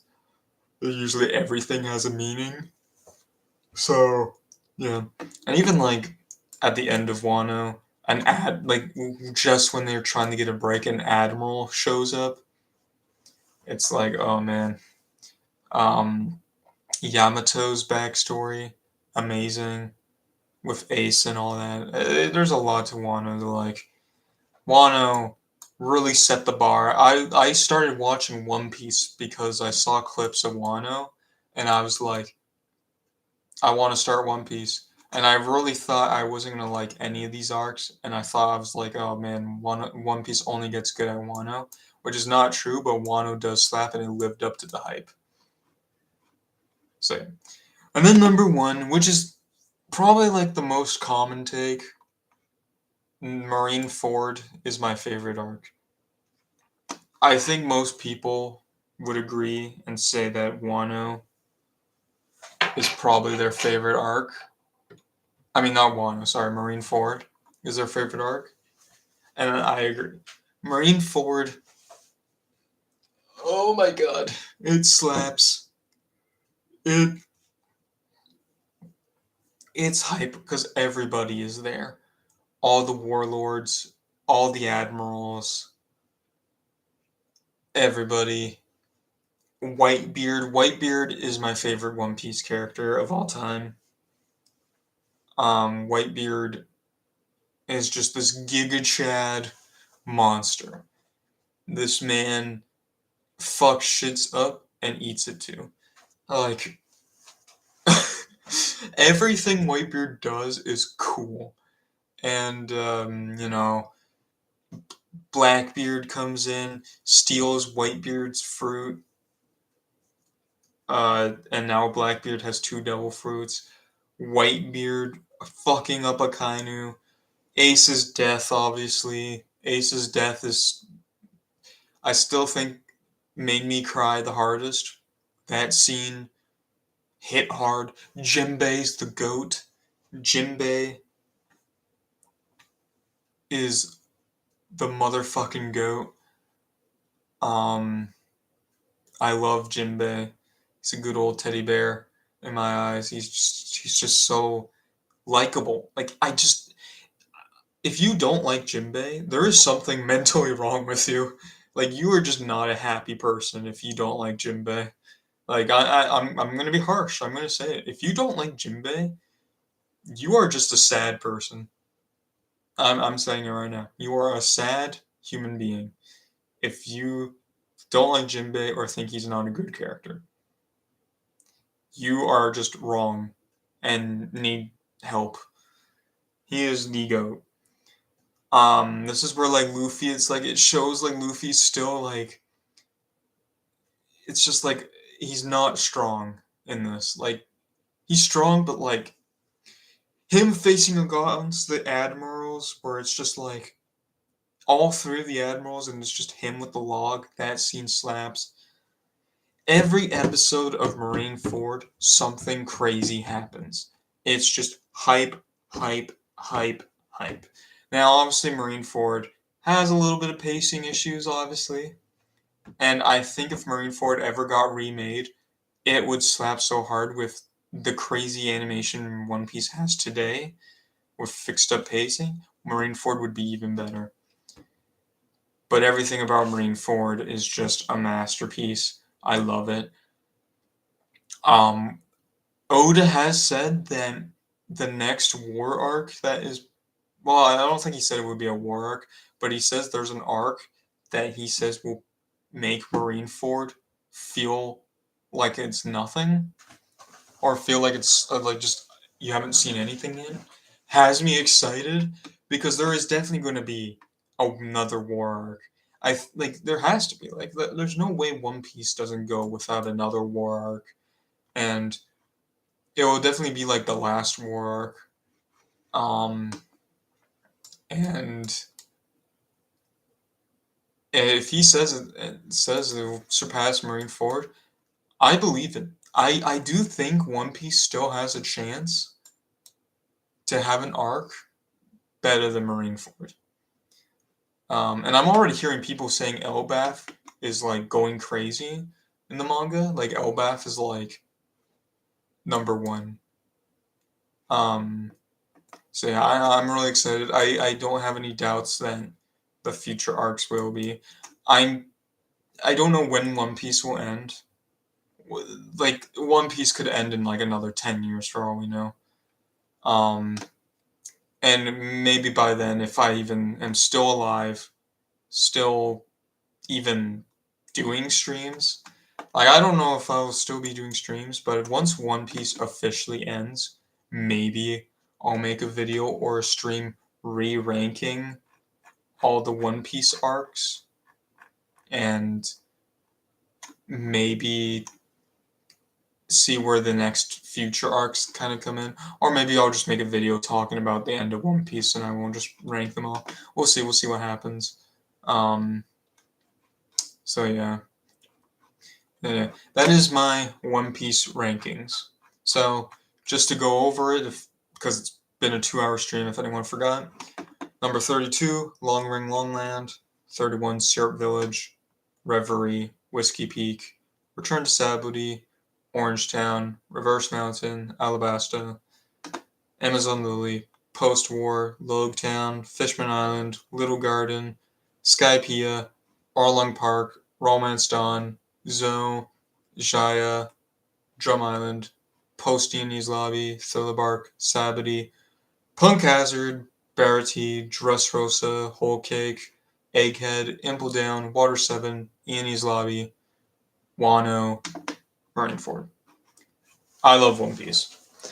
I'm not necessarily sad yet that I'm all caught up. I think it's going to hit me in a few days that, oh shit, I haven't watched One Piece in a while, and then I realize, oh yeah, I'm caught up. I haven't really felt that. I haven't like it's probably going to take a bit, but I think eventually I'll come to the realization that damn, I'm caught up. I'm kind of sad that I'm caught up because now I have to wait like everyone else for these episodes to come out weekly. Plus, I'm pretty sure One Piece is going on another break soon. But that might just be because Egghead is almost to its conclusion, and I don't think there's a lot of Elbaf adapted yet, so they might have to also like wait for the manga to kind of like catch up a bit, just so. And then they're probably also preparing to animate Elbaf when it drops. So I'm excited for Elbaf. I'm excited for the end of Egghead. I'm excited for the future of One Piece because we are on the final saga of One Piece. I can't wait. So yeah, I'm gonna end it here.